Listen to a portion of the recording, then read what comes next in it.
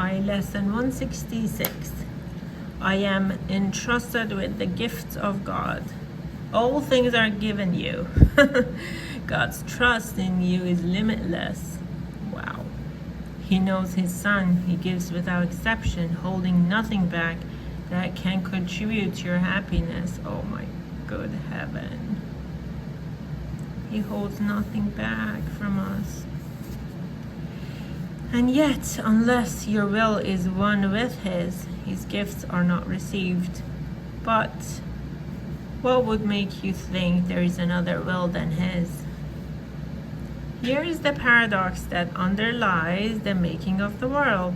This world is not the will of God, and so it is not real. Yet, those who think it is real, must still believe there is another will, and one that leads to opposite effects from those he wills.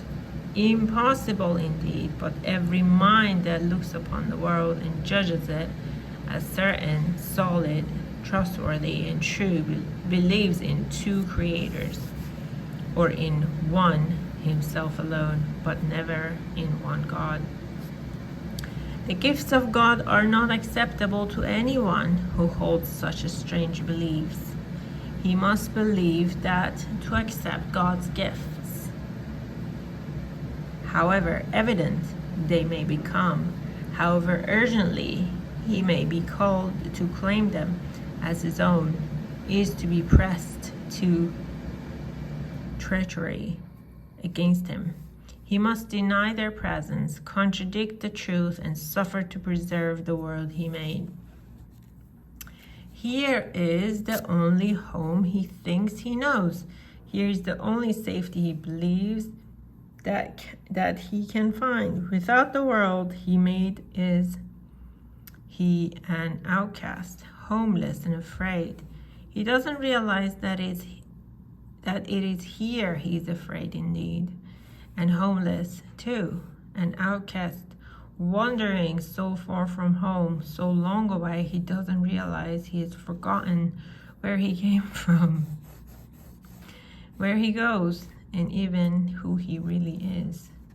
Yet, in his lonely, senseless wanderings, God's gifts go with him, all unknown to him. He cannot lose them, but he will not look at what is given him. He wanders on, aware of the futility he sees about him everywhere, perceiving how his little lot by dwindles, and he goes beyond to nowhere. Still he wanders on in misery and poverty, alone through God is with him, though God is with him, and a treasure his so great that everything the world contains is valueless before its magnitude. He seems a sorry figure, weary, worn, a threadbare clothing, and with his feet that bleed a little from the rocky road he walks. No one but he's identified with him. For everyone who comes here has pursued the path he follows, and he left defeat and hopelessness as he's feeling them. Yet, is he really tragic when you see that he's following the way he chose and need but realize who walks with him and open his treasure to be free? This is your chosen self, the one you made as a replacement for reality. This is the self you savagely defend against all reason, every evidence, and all the witnesses with proof to show this is not you. You heed them not. You go on your appointed way, with eyes cast down, lest you might catch a glimpse of truth and be released from self-deception and set free. Your cower fearfully lest You should feel Christ's touch upon your shoulder and perceive his gentle hand directing you to look upon your gifts. How could you then proclaim your poverty in exile? He would make you laugh at this perception of yourself. Where is self-pity then? And what becomes of all the tragedy you sought to make for him, whom God intended only joy? Your ancient fear has come upon you now, and justice has caught up with you at last. Christ's hand has touched your shoulder, and you feel that you're not alone. You even think the miserable self you thought was you may not be your identity. Perhaps God's words is truer than your own. It's always truer. Perhaps his gifts to you are real. They are. Perhaps he has not wholly been outwitted by your plan to keep his son in deep oblivion and go the way you chose without yourself. God's will does not oppose. It merely is. It is not God you have imprisoned in your plan to lose yourself. He does not know about a plan so alien to his will. There was a need he did not understand, to which he gave an answer. That is all. And you who have this answer given you have need no more of anything but this. Now do we live, for now we cannot die. The wish for death is answered, and the sight that looked upon it now has been replaced by a vision which perceives that you're not what you pretended to be.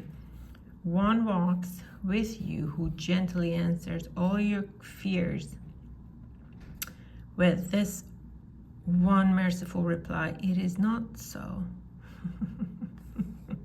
Oh my good heaven. It is not so. One walks with you who gently answers all your fears with this one merciful reply: it is not so. Why did nobody tell me this? He points to all the gifts you have each time the thought of poverty oppresses you, and speaks of his companionship with you. Perceive yourself as lonely and afraid. Yet he reminds you still of one thing more you had forgotten, for his touch on you has made you like himself. Oh my God. The gifts you have are not for you alone.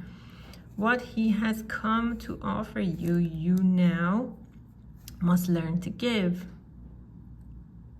This is the lesson that his giving holds, for he has saved you from the solitude you sought to make in which to hide from God.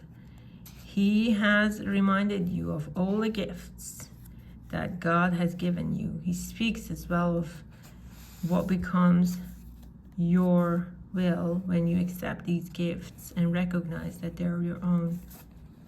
The gifts are yours, entrusted to your care to give to all who chose the lonely road you have escaped. They do not understand, they but pursue their wishes. It is you who teach them now, for you have learned of Christ there is another way for them to walk. Teach them by showing them the happiness that comes to those who feel the touch of Christ and recognize God's gifts. Let sorrow not tempt you to be unfaithful to your trust. Your sight will now betray the hopes of those who look to you for their release. Your tears are theirs. If you are sick, you but withhold their healing. What you fear but teaches them their fears are justified. Your hand becomes the giver of Christ's touch. Oh my God. Wow. Your change of mind becomes the proof that who accepts God's gift can never suffer anything. You are entrusted with the world's release from pain. Hallelujah. Oh my God. Betray it not. Become the living proof of what Christ's touch can offer everyone. God has entrusted all his gifts to you. I think I'm gonna implode. God has entrusted all his gifts to you. Be witness in your happiness to how transformed the mind becomes, which chooses to accept his gift and feel the touch of Christ. Such is your mission now, for God entrusts the giving of his gifts to all who have received them. He has shared his joy with you, and now you go to share it with the world. Oh, that's it. Okay. Now we go and share it with the world. Good luck with sharing Christ's vision and the gifts you have been given by God. Yeah. God bless you. Thank you. Bye.